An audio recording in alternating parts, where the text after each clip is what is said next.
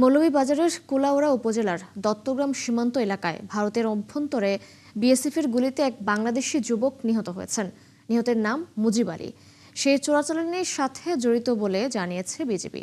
শ্রীমঙ্গলের ৪৬ বিজিবির অধিনায়ক লেফটেন্যান্ট কর্নেল সরকার আসিফ মাহমুদ জানান, শুক্রবার সন্ধ্যায় সীমান্ত এলাকার ভারত অংশে গুলিবিদ্ধ হন মুজিব আলী। প্রায় ২ ঘণ্টা তার মরদেহ ভারতের অভ্যন্তরে পড়েছিল। বিএসএফ বিজিবিকে জানিয়েছে, শুক্রবার সন্ধ্যার পর বাংলাদেশ থেকে ৬ থেকে ৭ জন চোরাকারবারি ভারতীয় চোরাকারবারিদের সহায়তায় ভারতের লাখাইয়ের ছড়া এলাকায় প্রবেশ করে। তখন তাদের লক্ষ্য করে বিএসএফ গুলি ছোড়ে। এতে একজন বাংলাদেশি যুবক নিহত হন এবং বাকিরা পালিয়ে যায়। এই ঘটনায় বিস্তারিত তথ্য জানতে বিজিবি ও বিএসএফ এর মধ্যে যোগাযোগ অব্যাহত রয়েছে।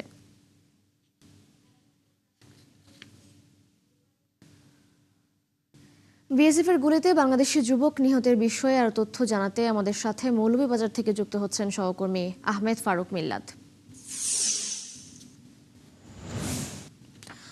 মিল্লাদ, একটু জানাবেন নিহতের বিষয়ে বিজিবি কি বলছে? মৃতদেহ ফিরিয়ে আনতে কোনো পদক্ষেপ নেওয়া হয়েছে কিনা সে বিষয়ে একটু জানাবেন।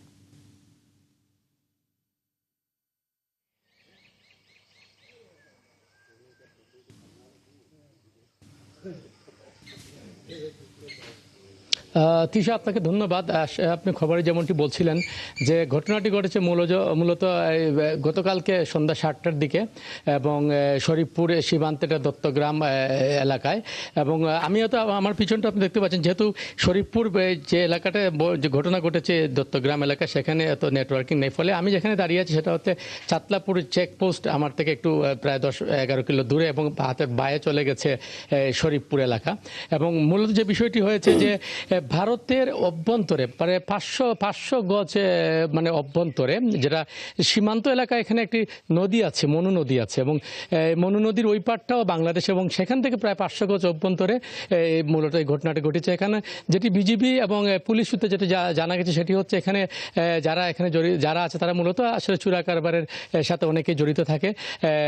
ফলে এখানে এই বিষয়টি নিয়ে মূলত একটি সংঘাত হয় এবং বিএসএফ তখন যেটা বিজিবি সূত্রে জানা গেছে, বিএসএফ তখন আত্মরক্ষার্থে তারা যেটা গুলি ছুড়েছে এমনটাই আমরা জানতে পেরেছি। এবং যে যুবক নিহত হয়েছে তার নাম মুজিব আলী, এবং সে বর্তমানে ভারতেই তার মরদেহ আছে। এবং আমাকে বিজিবি যে 46 যে ব্যাটালিয়নের লেফটেন্যান্ট কর্নেল সরকার আসিফ মাহমুদ সিও, উনি আমাকে জানিয়েছেন যে তাদের সাথে আলোচনা হচ্ছে এবং একটা ভারতীয় আইন মোতাবেক বাংলাদেশের যে কুলাউড়া উপজেলা, এখানে কুলাউড়া উপজেলা থানা আছে, এবং থানার সাথে যোগাযোগ করে পরবর্তীতে হয়তো এই মর্দটা কিভাবে আসবে, কখন আসবে, অথবা আজকে আসবে কিনা সেটা হয়তো পরবর্তীতে জানা যাবে।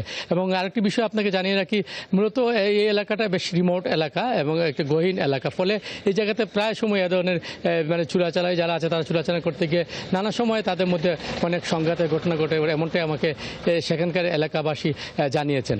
এবং বিজিবি যেটা বলছে সেটি হচ্ছে যে মূলত তারা অভ্যন্তরে চলে যাওয়ার কারণে তারা গুলিতে এই যুবকটি নিহত হয়েছে, এবং হয়তো পরবর্তী সংবাদ সংযোগে বিস্তারিত জানানো যাবে। তিশা। মিল্লাদ, ধন্যবাদ আপনাকে যুক্ত হবার জন্য। দর্শক, মৌলভীবাজারে বিএসএফ এর গুলিতে এক বাংলাদেশি যুবক নিহত হয়েছে, সেই খবর জানছিলাম আমাদের সহকর্মী আহমেদ ফারুক মিল্লাদের কাছ থেকে।